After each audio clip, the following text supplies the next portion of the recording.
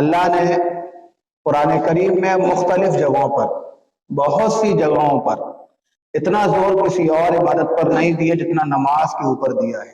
جگہ جگہ اقیم الصلاۃ اقیم الصلاۃ، لوگوں نماز قائم کرو، لوگوں نماز پڑھو۔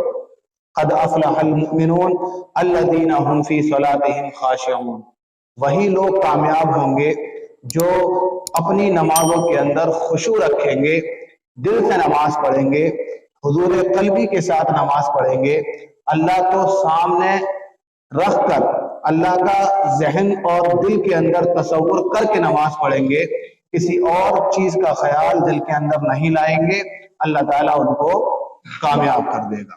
مختلف جگہوں پر ایسے حکم نماز کے تعلق سے اللہ نے بیان کیے ہیں۔ وَأْمُرْ أَهْلَكَ بِالصَّلَاةِ، حکم صرف نماز پڑھنے کا ہی نہیں ہے، بلکہ اللہ نے کہا ہے کہ خود بھی نماز پڑھو اور اپنے گھر والوں کو بھی نماز کا حکم کرتے رہو۔ تو نماز پڑھنے کا بھی حکم ہے، نماز کا حکم کرنے کا بھی حکم ہے۔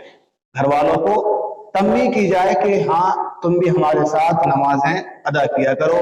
جب مسجد سے اذان کی آواز آ جائے تو سارے کام دھندے چھوڑ کر کے، جس طرح ہم جمعہ کی نماز کے لیے تیاریاں شروع کر دیتے ہیں، ایسے ہی تیاری ہر نماز کے لیے کر دینی چاہیے۔ ایسے ہی تیاری کا مطلب یہ نہیں ہے کہ باقاعدہ ہر نماز کے لیے نہائیں، دھلے ہوئے کپڑے پہنیں، پریس کروائیں، یہ مطلب نہیں ہے، بلکہ مطلب یہ ہے کہ جیسے ہی اذان ہو جائے، اگر آپ کسی کام کے اندر مشغول ہیں، مصروف ہیں، تو اپنے کام کو چھوڑ کر فوراً اللہ کی عبادت کے لیے تیار ہو جائیں۔ اگر آپ دکان پر بیٹھے ہوئے ہیں تو شٹر گرائیں اور اللہ کی عبادت کے لیے مسجد کی طرف چل پڑیں۔ گھروں کے اندر عورتیں اگر کسی کام کے اندر مصروف ہیں، کھانا پکا رہی ہیں، تو چولہا بند کریں اور اللہ کی عبادت کے لیے کھڑے ہو جائیں۔ جھاڑو برتن کر رہی ہیں، اپنے کام کو چھوڑے اور اللہ کی آواز پر لبیک کہتے ہوئے مصلی تک پہنچ جائے۔ یہ حکم ہے اللہ کی عبادت کرنے کا۔ اللہ نے بہت سارے جو حکم نازل کیے ہیں، عبادات مقصودہ بہت سارے ہیں۔ آپ دیکھیں، حج ہے، عمرہ ہے، زکوٰۃ ہے، یہ سارے کے سارے احکام اللہ تعالیٰ نے آپ صلی اللہ علیہ وسلم کو بذریعہ وحی عطا کر دیے۔ وَآتُوا الزَّکاۃ، لوگوں سے کہیں نبی لوگ زکوٰۃ دیں۔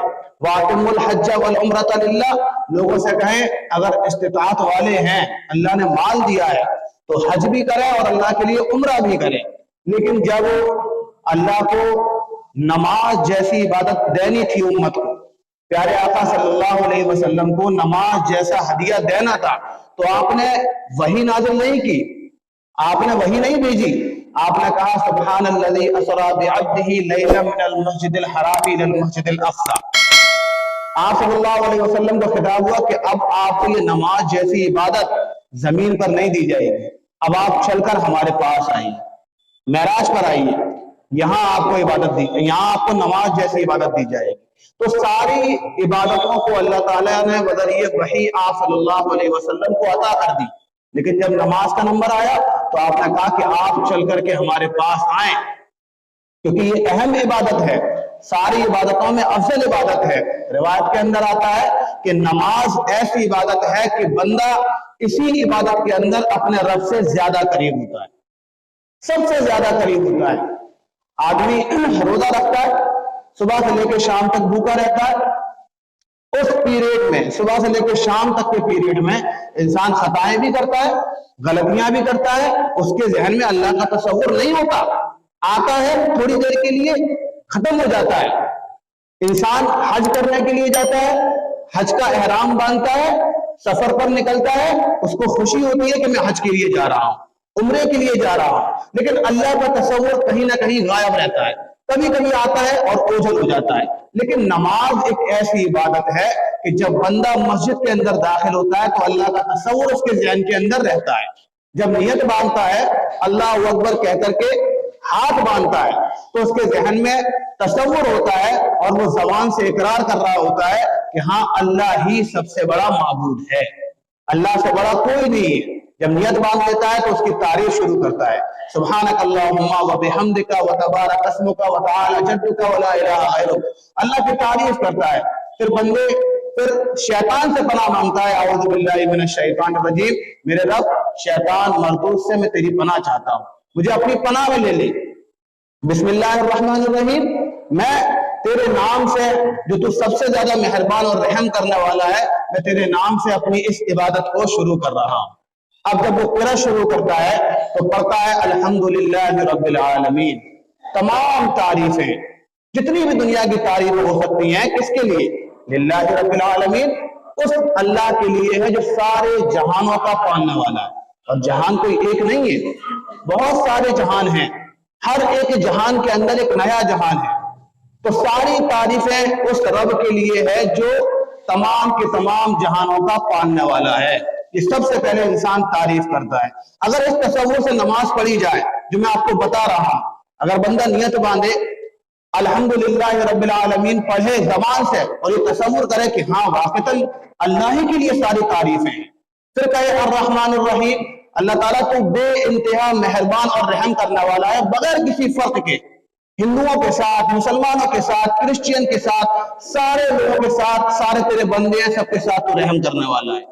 پھر کہتا ہے مالک یوم الدین، اور سب سے بڑی خاصیت یہ ہے کہ جب بندوں کو جمع کیا جائے گا حساب و کتاب کے لیے، قیامت کا دن ہوگا، تو اس قیامت کے دن کا مالک بھی تو ہی ہے۔